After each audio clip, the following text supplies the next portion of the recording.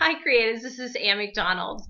This week's quick tip I'm doing in between class today. We had a session, we're taking a break, and then we're going to go back and do another session. This week's teaching is on the concept of a wealth mindset, or breaking off what is commonly referred to a spirit of lack. Some people use the term a spirit of poverty or lack. I like using the word spirit of lack. What is it that separates someone who has a wealth mindset from someone who is always struggling to either find money, find resources, grow their business, take their creative ideas to the next level? It really is something that, as creatives, especially creatives who are trying to bring a business in or an idea into the marketplace, it has to do with the concept of identity. If you remember a couple of weeks ago, we talked about the whole concept of the acorn, that your oak tree is proverbially in your acorn and that nobody can take it out of you.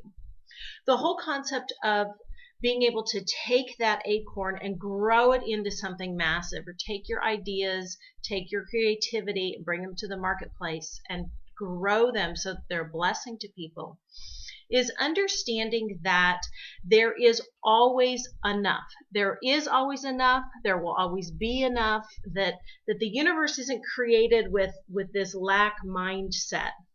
If you look behind me, there's actually a quote I wrote.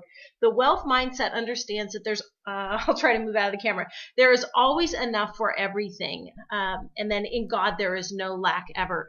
No matter who you are, what you believe, there, at the core of everything, there is no lack.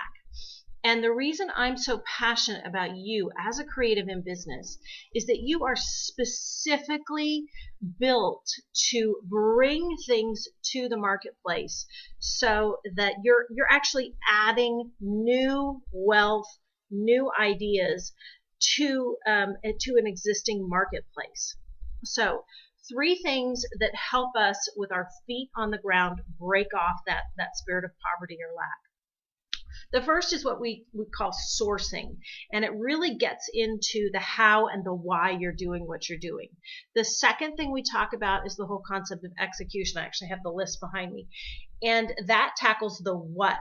The third one is the whole concept of recycling, and we don't think of recycling as taking something and only remaking it.